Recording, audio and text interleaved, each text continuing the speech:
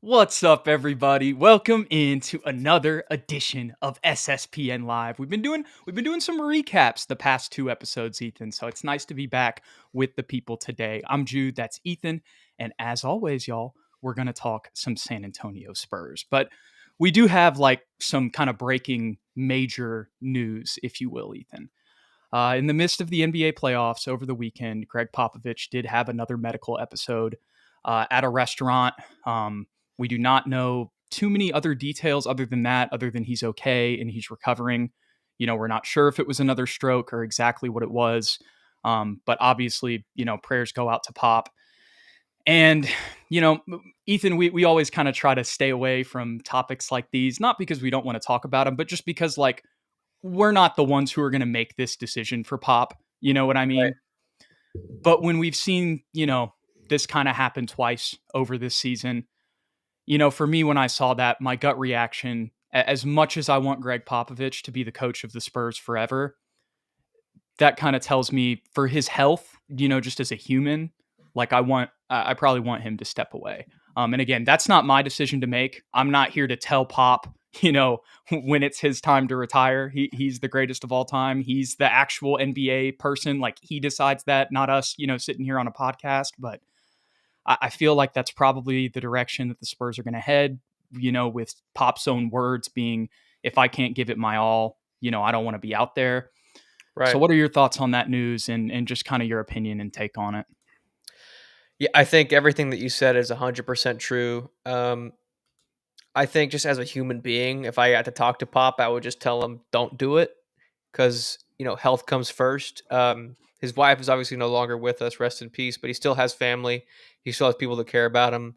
And he is getting up there in age. And let's be honest, he has nothing left to prove in the NBA. So if it's at all going to be, difficult for him health wise to continue as the coach, I think it sucks that it wasn't on his own terms in a way, but I think Yeah. I think he should just step away, let the Spurs move on with a fresh offseason, have a chance to look at coaching candidates, and there's a lot to choose from. And then come out next year, just wave to the crowd, walk out to center court, and then let us say goodbye to you a proper way. Yeah. 100%. I echo everything that you said. But the second part of that conversation, Ethan, is if that is the case, and again, Mhm. technically right now that's an if, as much as it seems like in all likelihood, that's probably what's going to happen. What are your thoughts on the future of the Spurs head coaching position? Obviously, Mitch Johnson was the interim. I'm sure that's going to be a name that'll be thrown around. But with Wemby on this team, I just, maybe I'm wrong. Maybe I'm, naive here, and the Spurs are just going to elevate Mitch. But I feel like I'd be very surprised to hear that they don't at least make a couple of interviews with some significant names. Right, for sure. There's just too many great candidates right now that were recently fired. You have to kind of open it up to the broader pool if you're San Antonio. And all respect to Mitch Johnson, he was put into a really difficult position, and he had some great moments and he had some really bad moments as well. But I think what the Spurs team will have, Spurs front office will have to ask themselves is, do you think Mitch Johnson is the next Mark Dagnall? Right. Or I'm blanking on the gentleman that's coaching for Utah that used to coach for us. Will Hardy. Will Hardy or Joe Mazzulla, one of these really young guys that's just like a basketball savant. Is that Mitch Johnson? We don't Mhm. really know. We're watching basketball, we're lay people, but if they think that's him, then give him the keys. But personally, I don't think that's him. Yeah. And I just think there's too many great names to choose from, Jude, not to really, give them consideration. It's not to disrespect Mitch. I think, Not at all. especially when you look at his background, his connections to the Spurs, obviously, his own dad's connection to the NBA and everything like that. I remember hearing that during the Cavs game earlier this year. And as well, a former teammate of Brooke Lopez at Stanford. Brooke Lopez talked about, a lot of the things that stood out to him about Mitch Johnson in one of the Bucks games this year. But I could sit here and talk about Mitch Johnson all day long. As much as, I would definitely be down to have him back as an assistant next year. And if the Mhm. Spurs do that, as we've talked about, like, not to say that every Spurs decision they make is gospel, but still, if they did make that decision, I would have faith in that. But here's the biggest thing, regardless of all that, the Spurs are too attractive of a destination to settle on Mitch Johnson. God, Mitch, if you ever see this, I love you. Like, I hope you Right. do the best ever. But again, we're too attractive. We have too many young stars, And now we have De'Aaron Fox too. It's just not even a conversation with me. We definitely got to go after some big names, maybe even sitting head coaches. I'm not saying that's for sure going to happen, but I think the Spurs can swing for the fences when it comes to this head coaching hire. Am I allowed to say who I would prefer to sign? Go for it. I would like Taylor Jenkins. Ooh, I okay. think, obviously there's Mike, there's Bud, there's Mike Malone as well. He's a both championship coaches. Taylor Jenkins is not, but he's from Texas. He started with the Austin Toros as an assistant, then head coach, and for the last 6 years was with Memphis, and honestly has played very, very well. And if it wasn't for injuries that happened to his mega stars, Memphis may have taken some deep runs into the playoffs, and really they've been competitive every single year, including this year. It was just a matter of suspensions and injuries that kind of put him into the 8th seat at the very bottom. But I think he'd be a perfect fit for San Antonio, and he's proven to be successful with athletic point guards as well as bigs with JJJ.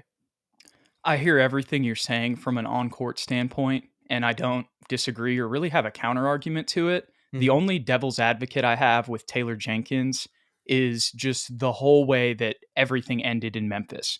Like preseason, they make him hire an entire new staff, and obviously like there's the jaw element to this as well. Like there's personalities that he's got to deal with and everything that was going on, like you mentioned. But like on the night before he got fired, like players were fighting on the sideline. It definitely seems like the narrative, at least coming out of Memphis, maybe this is true, maybe it isn't. But from what I saw, I could kind of see some merit to it. Not saying it's for sure, but it seems like he lost the team a little bit, and maybe that was because of maybe he could relate to the Spurs roster better. You know what I'm saying? Maybe that was kind of a Memphis thing, and it just didn't fit there. But then there's also all the success that you just mentioned as well. So I guess that's the one thing that I would say is like an asterisk to be wary of.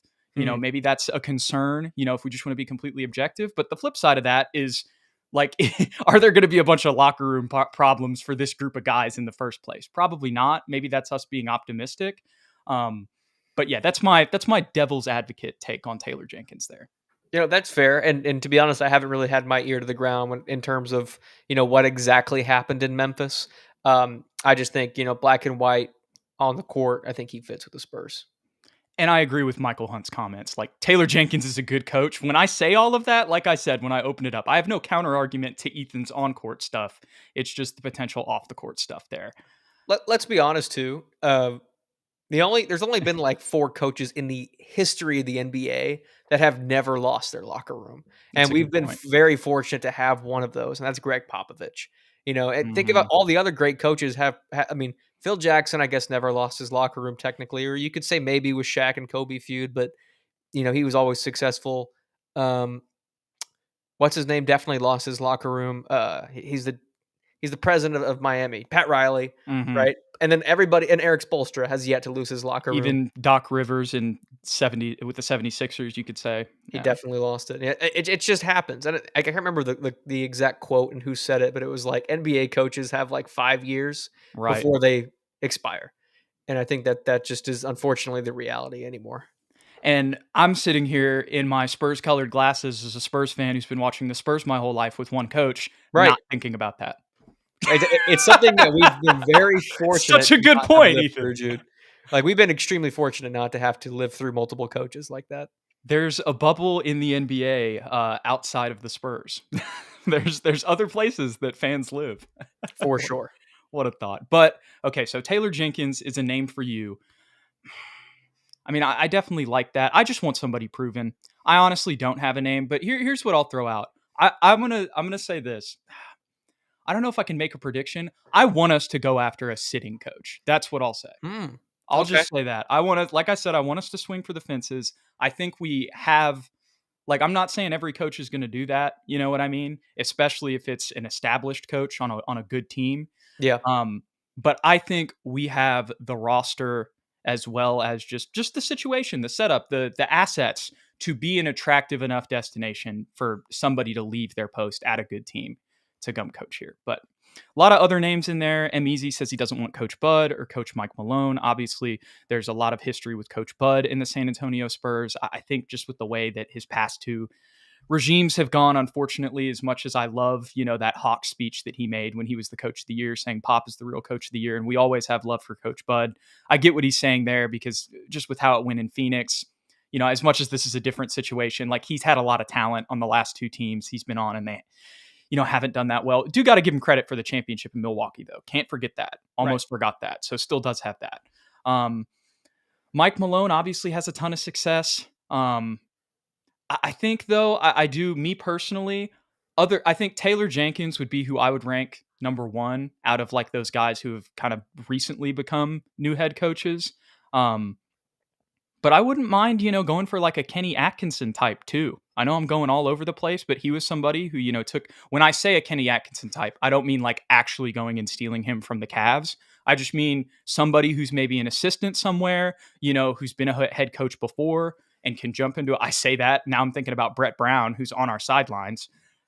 I don't know. I feel like if he was going to be a candidate, they would have had him as the interim coach instead of Mitch.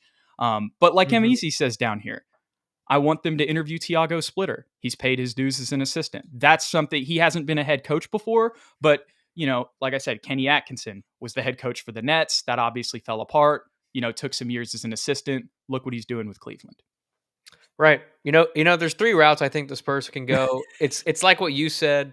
Go poach somebody from a standing office, or take one of those big three, or actually big four. We forgot about Mike Brown, Taylor Jenkins, Mike Malone, and Bud. And then I think there's the most likely scenario, and that's the Spurs will go with somebody we've never heard of that's not named Mitch Johnson. That's just like a random assistant somewhere in the NBA. And then once they get hired, ESPN for days is going to be like, everyone's been talking about this guy for years. He's the next savant. And everybody like, who the hell is this? You know what I mean? And I feel like that's probably going to be what the Spurs do. Mark Daigneault type. I know he kind of came up through the Thunder, but like nobody really knew who he was until all of a sudden here he is, and look what the Thunder did in game one. I will say James Borrego is also a free agent coach who we've talked about in the past. And I do like what Easy is saying here. I love me some Jeff Van Gundy. I would take this. So I don't think he wants to be a head coach, though, anymore. I think he's pleased being an assistant coach, to be honest. Yeah, I will say, though, I see what he's saying when he says watch him during the games.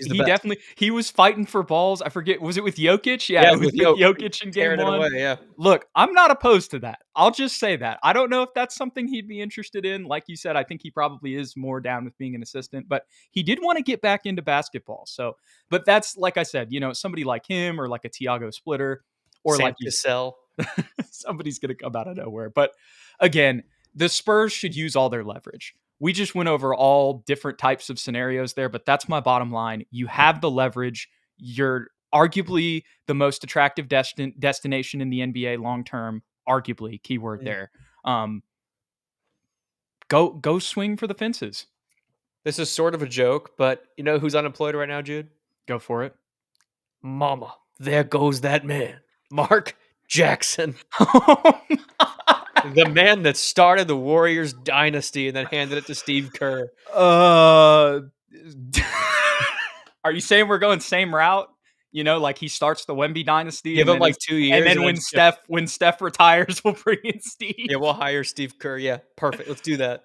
Okay. I will say, though, as much as I don't, this has been said a lot, but Steve Kerr is a name that, like, when it comes to those big name coaches that we could poach, I don't think it's going to be him, but someone along those lines. That's kind of, I was thinking about him a lot when I said that. I don't think it's going to happen, especially with them bringing in Jimmy Butler, and I think Steph's going to age well. But again, I really think we can go get a big fish. I like it. Easy says, I disagree. If the Spurs, with their draft capital and current roster, I think Van Gundy would run for the Spurs job. So he thinks he's ready to be a head coach. I hear you, man. I hear you. We'll have to see. But let's go ahead and get into our next segment here, Ethan. So obviously that was addressing the Spurs coaching future and everything like that. But we do have some other news that has happened in the past couple of days, specifically over the weekend. We had the NBA play-in tournament, Ethan, which means the final lottery odds are set. And our friends over in Atlanta, Ethan, oh my goodness, what did I just do here? What the heck just happened? Oh my goodness. We're just I've going n- through them all. I've never seen this happen here. I was just trying to pull up Tankathon. 1 second. Let me see if this works. Y'all watch our streams. Y'all know this does not This is not a usual occurrence for Jude. He's usually A1 money on the slide switch. Yeah. I'm gonna go ahead and stop that because I don't know what was going on. I'm just gonna read the odds out. We'll try to get Tankathon up here in a second. But the point I'm trying to get to, the Atlanta Hawks fell out of the play-in tournament. That is Correct. the biggest point, which means their draft pick has now fallen into the lottery. It is the 14th odds, so it's definitely like the most minuscule chance possible, Ethan, but still an improvement for the Spurs when it comes to their draft picks and 2 picks in the lottery now. Yeah, so I think now that it's all said and done, the official projections are 8 and 14 for the Spurs. Definitely a lot better than 9 and 15, if I do say so myself, Jude.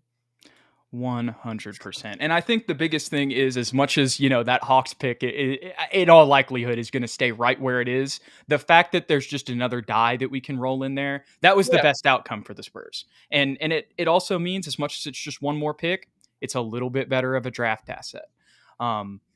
So what are your thoughts on those 2 picks? I know we've been talking about them this whole time, so you're probably going to repeat yourself here.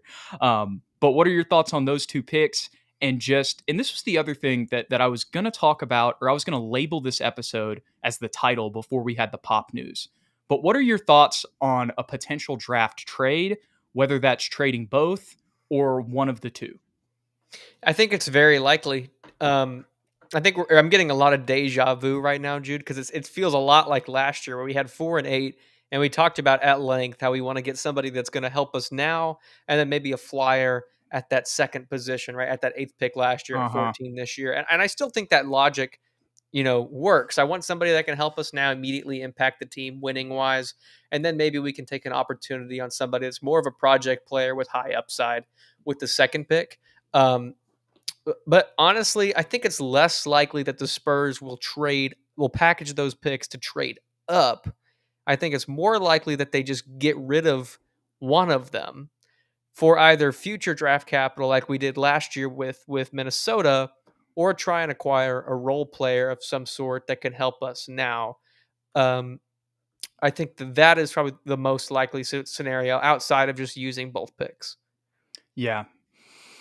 I think the thing that I'm most intrigued by is 2 possibilities. One, like you said, deja vu to last year, where Mhm. where we just use one of them and then trade the other, for future draft capital, Kick the can, yep. right? And then the other thing that I'm interested in is potentially using them to trade for not a draftee, but like a role player somewhere. Yep. Because I think just with the progression that we've seen, on top of the fact that you're going to be able to use, if you trade one of these picks and keep the other, you're still going to be able to get a young player to continue to add to that. And it just seems like the time of the rebuild where like you would, go make a move for maybe somebody outside, in like a role player scenario. So that's what I'm really intrigued by. Again, we don't have the answers. I wish I had a prediction, but the Spurs are just so unpredictable. They really But are. but here's what I'll say, Ethan. I think I don't know. I mean, I'm not opposed to any of it. That's the worst part. But I really do like this class. So I'm not mad. Like I think we can address 2 needs with both of these picks. So I would be very happy with that. As much as the other trades are attractive as well. That's what I was going to say as well, Jude. I mean, the professionals, I don't really know, but the professionals are telling me that this is one of the most loaded drafts we've had in a while, at least more so than last year. So I understand why we traded last year's pick, but if we were to just, stay pat, take both Hmm. players, and move on, I wouldn't be upset at all, because let's look at OKC. They've definitely done that in the past year. They've taken multiple first round players, and slowly built. And Hmm. look at them now. They beat Memphis by 50 plus points in game one of the playoffs. And they're all still on rookie contracts. And they really didn't trade for anybody until they Hmm. were like a top 4 seed. And then they went and got Alex Caruso and Yeah. signed Isaiah Hartenstein. And now they're the number 1 seed. Right. Hmm. So maybe that's where San Antonio is going to really, stay pat and continue at a slower pace. Yeah. I think here's what I'll say about the draft to just have like some definitive take here, because we're kind of like, we'd be cool with all of it. Because Right. honestly, I would be. I think we will only use 2 of these picks. Oh, so at least one. Maybe it's a second rounder, but Yeah, somebody's gonna trade. even if it's the second rounder, I think we're only going to use two. That's fair. I'll buy that. Yeah, even and so that could be we use 8 and 14 and then trade the second rounder. Or it could be we use 8, don't trade 14, use the second rounder. So that's what I'll say. But let's do a little tankathon sim since we got it up here. And the Spurs stay just where they are. Toronto jumps up and Charlotte jumps up as Wow. well. That's So wild. at 1963, Huh? you said that's wild. I said at 19 and 63. Yeah, well, I mean, Toronto at No, 2 yes, more yes. so, and Washington and Utah dropping down. That would suck for those fans. Oh, for sure. For sure. It's just crazy because think about it last year. Remember Detroit? They were, or no, that Just wasn't last year. That was the Wemby lottery. My bad. Mhm. Yeah, Yeah. that was the Wemby lottery. That would have been nuts. Can you imagine Cade Cunningham and Victor right now? Asar is great, but that would be game hmm changing. I feel bad. I feel bad for these teams that just, they're in the top 3 odds or top 4 or 5 odds and they just never win it every year. And then you're in that purgatory. So I'm excited. This is kind of off topic. I'm go ahead. excited, honestly, for all of these teams in the top 7, maybe minus New Orleans because they're just such a poverty franchise. But I feel bad for Washington. I think they have a couple really good young players, right? So I would feel good for them to hit. And Utah, they're clearly trying to tank, and they have a good coach, and they're probably going to trade Laurie, but I'm fine with them. Charlotte, I feel bad for them. Toronto, they've always been good, so I mean, I'll give them credit where credit's due. And then Brooklyn. Actually, Philly's the only.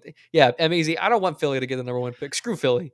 I'm so glad MEZ brought this up. He says, I have a funny feeling Philadelphia is going to get the number 1 pick. They're due for some luck after this terrible season. I had this thought at work today when I was looking at the odds. I was texting another old friend of ours, just kind of about the lottery, and he was talking about where Cooper Flag could go. And I was like, dude, what if freaking the Sixers win the lottery? And the thing is, he's from Maine, so like I know that's not Philadelphia, Pennsylvania, and Maine aren't the same state, but he's from the Northeast, so like kind of would already, I know it's a Yeah, drive from Maine, but if you look into like his AAU team and, his parents and his fan base and stuff, I'm just saying they would travel to Philly.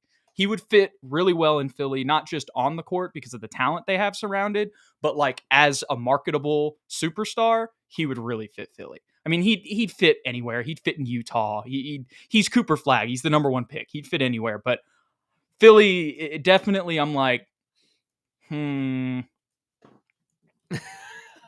about him versus Boston, dude. Him, yeah, Maxey, and Embiid versus Boston. That's a that's moneymaker. that's fair. I hope not. I I just agree. I I hate hope I Philly hope so not too. much. I just gotta say, as someone with some New Orleans heritage, when you call them a poverty franchise, it makes me laugh so much because I don't know for sure, but I just know some of the inner workings of that city and how they run franchises, like how they run my favorite football team, the Saints. And it just, dude, it just makes me die in tears because they fumbled the bag so much, dude. Like, so exactly like Boogie Cousins said, bro, he doesn't want Cooper Flag going there because we've seen how it's gone. I know they're technically a good team, but anyways, that's my little New Orleans rant. Yeah, I mean, to be blessed with 2 of the greatest number 1 picks of all time and fumble bowl. They're about to trade Zion. That's atrocious. And you can sort of blame AD a little bit. You can sort of blame Zion, No, but I mean that front office is abysmal. And they fumbled CP3 too. They it's never Mickey got him another Loomis. good player. Yeah. He's the same GM for the Saints. Anyways, that got me on a whole thing there, man. But yeah, they like share GMs. It's kind of like, anyways. Well, I don't think that the Commanders and the Wizards had the same ownership, but there's a lot of franchises you'll notice that go under, and a lot of times, like it's not just the football teams, but it's the basketball teams. Like when those franchises get sold or they have really bad years, a lot of times in those small markets they'll be owned by the same ownership and just Right. terrible decisions. But Mhm. anyways, I could rant about that forever, but it's just so crazy. Yeah, God, yes. how do you mess Sorry to that get us up, stuck dude? on this. How do you mess that up? Okay. Final thoughts here. Spurs at 8 and 14 in the draft lottery odds. So good to hear. Glad to hear about that, especially with the Hawks falling out. of the planet. What is going on with this today, Ethan? I don't know. Fuck. It's not. I like me being small like this personally. I think. That's what you want. Mhm. Yeah, I'm doing it on my side actually. There we go. There we go. Okay, you ready to get into some prospect breakdowns? I'm ready. All right, let's do it. So the first guy we're going to talk about today, Ethan, is somebody that a lot of people in the comments have been talking about us with for a couple weeks now, and I believe on our last mock draft that we did, somebody else, like one of the first comments that was left, was about Carter Bryant, saying the Spurs should draft Carter Bryant, the 6'8 forward from Arizona, with the 15th pick. But I even saw some other people in the comments, Ethan, and I'm not saying that all of the comments are the be all end all. But with that being said, still there were some people saying that they would even be willing to take him at 8. Um, and an Wow. interesting thing about that is the Ringer. Let me go ahead and pull this up, not on the screen, but in the background. The Ringer has him graded pretty high in the top 10 as well. Nobody else really has him ranked that high, but there actually are some legitimate basketball sources Hmm. the Ringer has him ranked at number 6.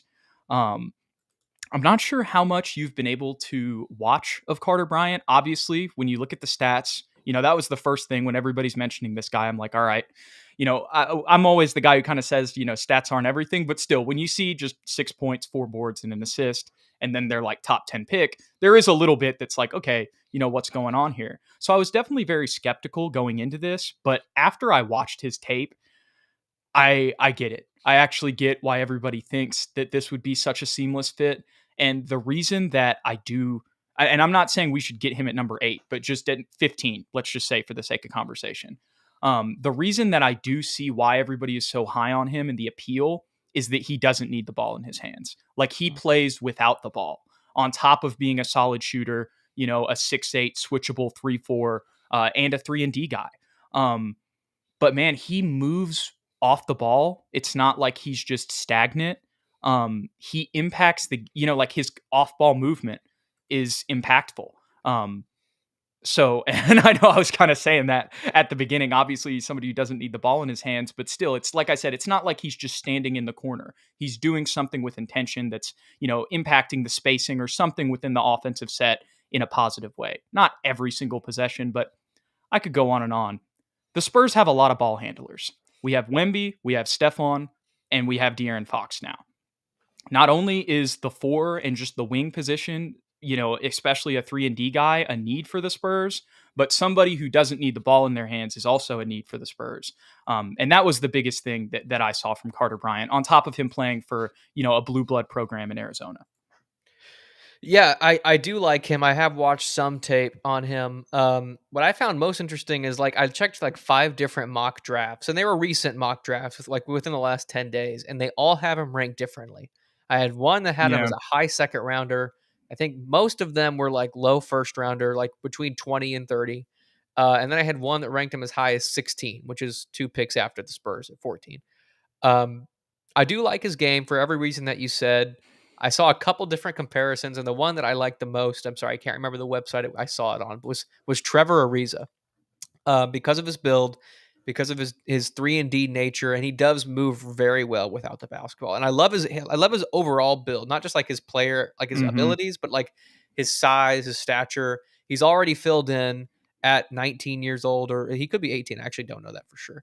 Um, and he does play very well without the basketball. My only fear is that I feel like there's just other guys that are better at 14, and maybe we can find somebody with more upside that can provide the same thing at least immediately, um, but also have better, ball handling skills and higher upside in terms of being, a playmaker or whatever that may be. But if at 14 we were to take him, I wouldn't be upset. I just think that this would be the definition of what you're saying, Jude, is we're drafting a guy that we know is going to fit and not take shots away from other people, but still be a marginal improvement down the road over a guy, say like Julian Champagnie, who can kind of fill in either as a starter or off the bench and be a floor spacer. As much as we just talked about this for a whole segment, Ethan, that one more jump up in in draft placing for the 14th pick, if Mhm. somebody falls, that can be a big difference. It can be. But the other thing I'm thinking too is, as much as those are both in the lottery, one, like you said, even in the ones that I saw, like I was considering him more at like 15 and 16, kind of outside of the lottery. And obviously, if the Spurs are sold on him and they Right. pick him there, then I'll, like I said, I'll take it the same way you did. I'll be like, okay, we're drafting for need, and I'm cool with that, and Mhm. especially like long term potential and everything like that because he's a freshman as well. Measy says I like Brian a lot. But yeah, with us moving up in the lottery, especially if one of those lottery picks move up, the realisticness, if that's a word, of him coming to San Antonio may kind of, the percentage chance might decrease as both of our picks go higher. That's 100% true. I think this guys will be interesting to watch as time progresses, especially with the combine. He's a guy that will probably be at the combine. And based on the past couple of weeks with the rise in his stock, if that continues, then maybe this discussion over is it a reach is less prevalent for the Spurs. For sure. For sure. But we could sit here and talk about this, Ethan. I know we've got the open video here, but trust me, I've got a plan on this one. I swear. Um, Here we go. I'm gonna pull up the Ringers profile of him here, just so we can read a little bit more. And it's not just us, doing our best to kind of give our takeaways from the tape that we've watched. But I wanted to bring up the player comps here. This is kind of what they have for him. Jordan Walsh. Yeah, I know. That's wonderful in the middle there. But the Tari Eason and the Aaron Gordon, that's kind of what Oh, I yeah. see. I see a little bit of that, especially because he had a couple putbacks. Obviously, he's not as big as Aaron, but in play style, and then kind of with like almost like an Aaron Gordon with like a Tari Eason frame. I like the Tari Eason over Aaron Gordon, if I'm being honest, but I do. I could see that. I'm gonna change to skim here. See if we can get something that's a little bit smaller. No, we can't. Okay. All right. I'm just gonna read this. Well, they're talking about counting stats. I know I said I'm just going to read this. I don't know if we need to be honest. We probably don't need to. I'm going to leave this up here, though, for y'all if y'all want to take a screenshot or something. Just, Well, go to the Ringer. Go to the Ringer website. yeah, well, we're on it anyway. So we'll go ahead and keep using it for our next prospect. Let me scroll down. They have him ranked a lot lower than where we would be picking, but Noa Essengue or Essengue. I listened to multiple different pronunciations, multiple different broadcasts, Ethan. I got both. So don't have a confirmed one there. But if anybody is from France who's watching, because I know we do have a couple people that are Wemby fans out there, let us know what Noah's pronunciation is for his last name. But super young and gangly athlete whose constellation and unrefined talents could point to star upside. Hmm. I think there's some truth to that. But I also think that the player comps down here are, are I think they're accurate. I'll just put it that way. Like Bilal Koulibaly, Tayshaun Prince is probably like best case scenario. Hmm. From what I watched from him, there was a lot of things that stood out. And obviously there's the French connection with Victor and everything like that. And he's, I think, the second youngest player in the draft next to Cooper Flagg. So a lot of long-term potential, as well as, again, being kind of a 3-4, as Hmm. much as I would classify Noah as a little bit more of a 3, as much as long-term, he has the size and length to play the 4. When it comes to his game, though, I feel like all of it's flashes. And Hmm. also because he's playing in the German league, it's hard to tell how much of it is going to translate. And as much as we've been seeing more guys, from the Euro League or the NBL or whatever it may be, come over and have a little bit more success. I don't think there's anybody this season, like from the German league, who's really going off. He is teammates with Ben Saraf, who could potentially be a lottery pick, or I'm pretty sure he's going to be a lottery pick. Let me stop. Potentially could maybe be somebody that falls to the Spurs at 14. That's what I was getting at there. So he is playing with like other, top tier kind of prospects. But again, just because of the league he's playing in, it's hard for me to concretely say that all of the positives that I saw on tape are just going to translate. And I know you could say that for, every player technically. Mhm. But again, as we've talked about kind of when we made the comparison last mock draft between Nolan Traore and Jace Richardson, we just felt a little bit more secure in Jace Richardson because of what we saw him do at Michigan State. And that's kind of how I feel with this one when it comes to Carter Bryant and Noah, with just what I saw him do on a blue blood in March Madness. Yeah. I think a couple of years ago, Jude, this would have been a prospect both of us would have been really high on, because of his frame, his potential. He's French. I did read a couple different articles that compared him to guys like Nick Batum, right, and said he had a lot of potential as a playmaker and his versatility as a defender. Obviously athletic, but these guys are always kind of a flip of a coin. And maybe in a couple of years we really regret this decision because he's, a Giannis, right? Like we're Yeah. nobody saw it coming. But he could also, no disrespect, be Alexei Pokuchevsky, who OKC drafted a few years Or ago. Isaac Bonga. Or Isaac Bonga, or even Darius Baisley. No disrespect to him either. A Tayshaun Prince, I would take. I think that's Right. outstanding. But I also watched a little bit of tape, and I don't know if he's Tayshaun. No. So this, I mean, we were a couple years ago. We were in our teens, right? We were all for a risky decision, and now we're in our mid-20s, Jude, and we're looking for a 401k, a reliable paycheck, and I just think there are players at 14. We're married now. We've got Victor. Right, exactly. And even if you wanna take a flyer on one of these picks, right, like we've been talking about, I think there are other guys that will be available that can be classified as a flyer that I feel more safe with, I think best case scenario, he's Bilal Coulibaly. which I'm is not fantastic. I'm not saying that just because he's French. Like genuinely, if you go watch Noah Essengue, you'll see he's very lengthy. Like we talked about it. Let me scroll up here. They describe him as super young and gangly athlete, right? So he's got a lot of length and athleticism, but very thin coming into the league at 194, similar to Bilal Coulibaly. Like you said, long term, maybe in 4 years, this dude, is a borderline all star. You know what I mean? Like you said, and he's on like that Giannis track. And it's like, man, that would have been crazy. But I feel like whatever those services that he's going to provide, we're going to have the assets to acquire that. And then on top of that, we're going to have, I mean, he's probably not going to get picked at 14 if I'm just being realistic. That's Right. the other thing. I made this last week. I'm realizing that as well, as much as I think Carter Bryant is a realistic conversation as well. Maybe you know what I'll say, Ethan? If for some reason he just falls, I don't think this is going to happen, but I would gladly take him with the 39th pick. That's not going to Yeah. happen. But This is an ideal second round pick. This would be fantastic. But yeah, at with a lottery pick, I don't see it.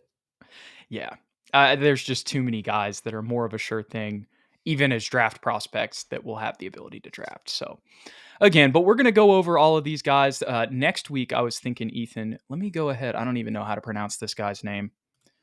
I know he's from Syracuse. Let me go find it. Oh my goodness.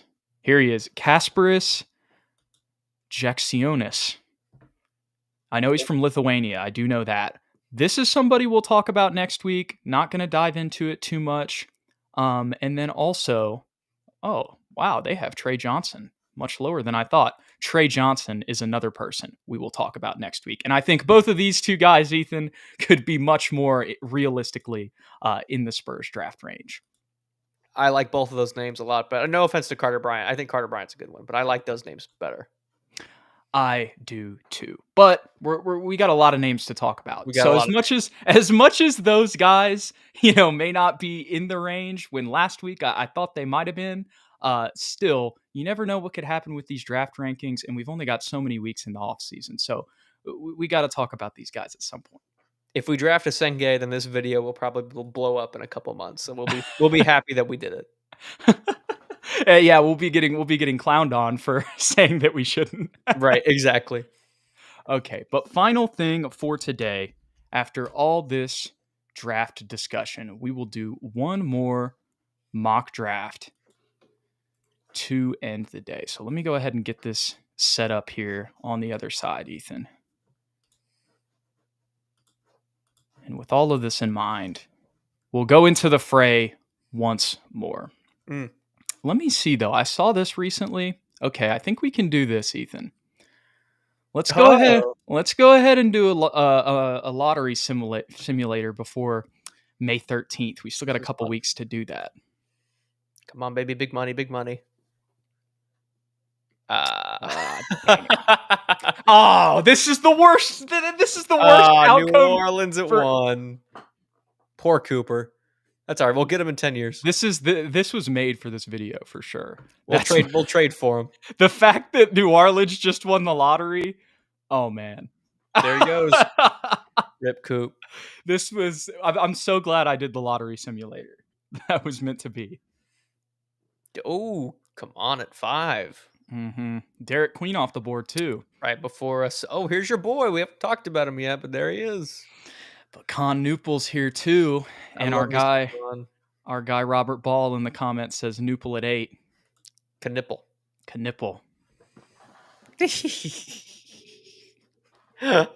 He's never gonna get it. I just look at it and I think that it's Knipple. We literally said that last episode. Okay, I do think this is a real genuine conversation though, and actually I think this could be a real genuine conversation in real life with Kasparis and Con here, Ethan.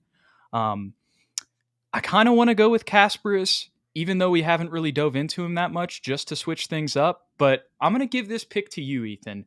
What do you want to do if you're Brian Wright here? As someone who's watched very little Kasparis highlight tape,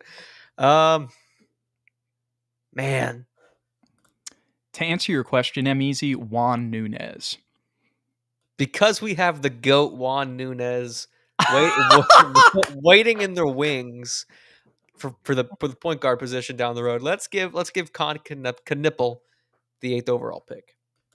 This is going to be so funny after next week when we break down Kasparis and maybe have a different take. But maybe we'll have the same take after talking about Kasparis. But regardless, we've talked about Con Knipple's fit in SA, him being, a potential 3-and-D guy. As much as, the defense will need some work when he gets into the league, he's somebody who can immediately come in and be a rotation player and be that guy that Wemby can kick it out to and be a sniper. And he also has shown flashes off the ball, on the ball, handling the ball as a playmaker as well. I know it's only 2.7 assists there, but if you go watch some Con this year, you'll see some ball handling flashes that maybe the Spurs could work on. Hey, we got our white boy. There you go. It's him and Mamu. Rip Zach. Yeah, Rip Zach. We needed one more swaggy white boy. Swaggy P. Swaggy P.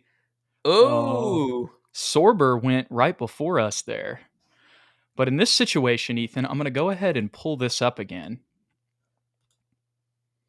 And this is just going to give us an idea of what the roster looks like. Mm-hmm. Obviously, on that first pick, we picked Con. So you can look at that bottom row and formulate it however you want. Still, backup center. It's the glaring hole, the biggest glaring hole. And there really aren't that many options. Danny Wolf is on the board. So let me stop. Don't tempt your boy. But we got some other options as well here, Ethan. I don't think we want to go Liam McNeely because obviously that would be redundant. So this again goes back to Jace Richardson. That's somebody else that we've picked in drafts before. We got Noa Essengue. See that the Fanspo consensus has him as number 17. So maybe I was wrong earlier. Rasheer Fleming is another name that people have talked about. Ben Saraf could be another name as well, but obviously, again, with Con, probably not in the picture. So when I look at this one, I mean, you do have Igor Demon if you really just want to go full point guard there. But I see Jace Richardson, Nolan Traore, and honestly, Danny Wolf.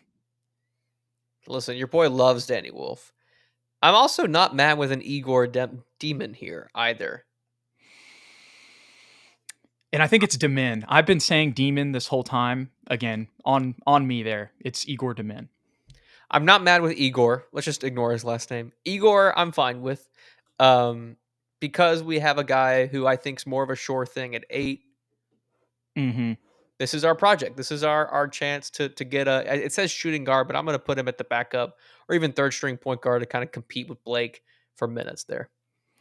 I know we talked about in other episodes kind of the cons of Igor, but Mhm. ironically, with drafting Khan at 8, it kind of gives us a little bit freedom in this situation. And maybe this would be a pick if it came to this scenario where the Spurs would trade out. Maybe this is the exact scenario where they look at this, we'll go get somebody else in this trade or in free agency to address this need. But I will say, with addressing, kind of the backup shooting guard position there, you elevate Devin to the 3, move Harrison to the 4 off the bench. Then you have Igor to compete with Blake.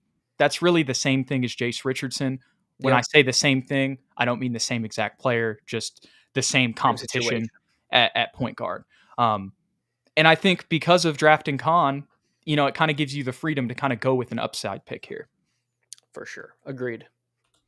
Let's go to this final pick here as we wrap up this episode. We appreciate all you guys for hanging out with us and talking Spurs with us today. And we're sorry for the late start. I didn't get to mention that until just now, but just was a long day for you boys. So, Carter little, Bryant goes at 22 to Atlanta. mhm. Ironically, Ironically, indeed. that Hugo Gonzalez. would have been cool for him to fall. Adu Thero, I've been seeing a lot more about him, but when I watched him at Arkansas, I kind of saw him as more of like a 5, even though Hmm. he's 6'8".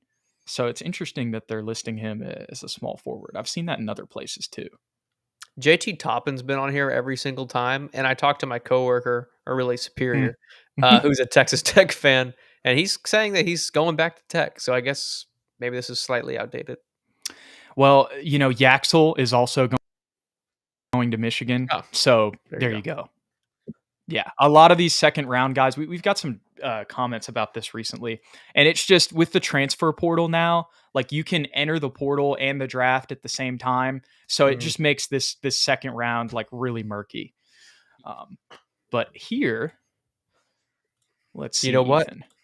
I mean, go ahead. I just see that Robert Ball mentioned him in the comments. My guy Ryan Kalkbrenner from Creighton, 7'1". Maybe he's the solution. You know what? Actually, okay. See, there's Kalkbrenner, but there's also Mhm. Joan Barringer, and I've been seeing a lot of people talk about him. And like, I saw this recently, and this was like, again, I can't remember exactly who it was. It might have been from The Ringer. It might have been Kevin O'Connor. It might have not been any of them. But I saw somebody say, like a legit draft person, make the comparison: is Joan Barringer that different from like Kaman Malwatch? And I think we've had some people saying that in the comments, over the past couple weeks. And obviously, when I look at the draft rankings and just try to look at this as a layperson, I kind of dismiss that initially. And I would still say, I'm gonna trust these guys over myself. Not to say they get everything right, but I'm still gonna go with Kaman Mhm. Malwatch's upside. I do think that Joan Barringer is a conversation here as well. I haven't really watched Me him enough neither. to know. I've actually probably watched more Ryan Kalkbrenner just from Creighton games that I've seen over Mm. the years. So just because of that, we'll go We're with him double here, dipping Ethan. at white boy. Swagged out white boy times 2. You know what? Those are some actually nasty numbers. 19 and 9 on 65% from the field. Like, hey man, I'll take that. Now time to watch some tape. I've never actually seen my guy play. He's 22 as well. He looks a lot skinnier than 270 from what I've seen when I've Yeah. watched him. That's what I'll say. Is Um, but I say, is go ahead. this our who were the white boy brothers? They're Olympic volleyball players now. They played in Indiana. They set hard screens and they were kind of dirty. I don't know. I have Hands no bros. This clue. is our hands bro. This is our no. Bill Liambier? I This mean, is I don't know. our Tyler Hansbrough, and that's just me speaking with zero Okay. idea of how he plays actually, but that's in my mind, that's who this is. Oh my goodness. I think in this scenario, Ethan, with the picks that we made, it was definitely going to be center. And even if this, whoever ends up getting picked here, if it was Joan or if it was Kalkbrenner, even if those guys end up being a two-way, we literally have 0 centers on the roster on contract other than Victor. So Mm. I think this was definitely going with the center there was probably the way to go. But I just Rocco. saw Maxime. Oh, Rocco, yes, yes. Not to dismiss Rocco. Shout out Rocco. But Maxime, I don't even remember his last name, but he's the center from Stanford. People have been talking about him. He's actually French, but it seems like he's a lot lower. But again, maybe he's not as low as we think because some of these guys in the second round are going back to college. Not sure, my friend, not sure, but I have some Kalkbrenner highlight tape playing on the left side of my screen right now. Boy's a menace. I'm What are you I'm thinking thinking? this is just a better version of, who's old boy with Memphis right now? Zach Edey? This is just better Zach Edey, let's be honest. Better Zach Edey. He's like Zach Edey light. Oh my goodness. Oh. Okay, shout out to Ryan Kalkbrenner. He's got some distance on that shot. Yeah, he laced it. No, yeah, and he played consistently. Like he's not a bad player, that's for sure. But Moides says, "Is there a world where Connect, Oh, no. Knipple, and Kalkbrenner all end up on the same team?"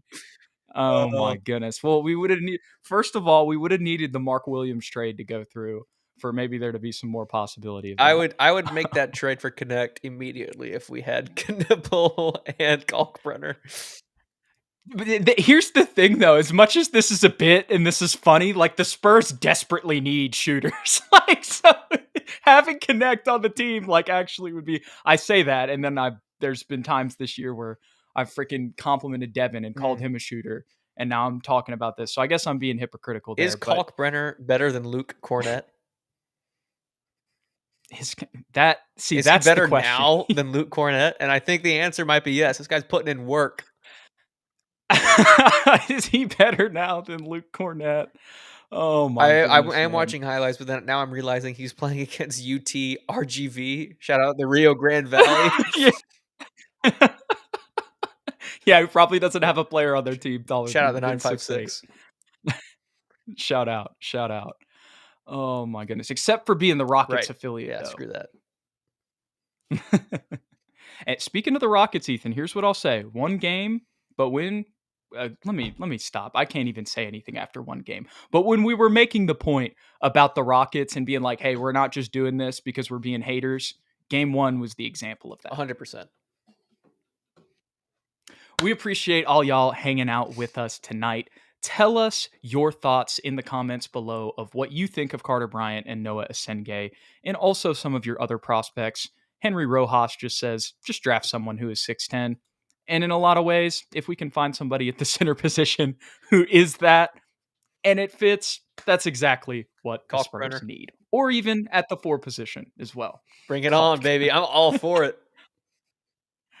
Ethan's number 1 second round prospect is Ryan Kalkbrenner. I just watched him bank Said in a right 3 now. against Auburn. Come on now. Bro's a menace. MVP. We appreciate y'all. We will catch y'all in the next one. If you enjoyed the content, don't forget to hit that like and that subscribe button below. If you want to stay updated with everything, follow us on X or Twitter, whatever you want to call it, at SSPN on YT, at Jude McLaren, and at Ethan_Quinn.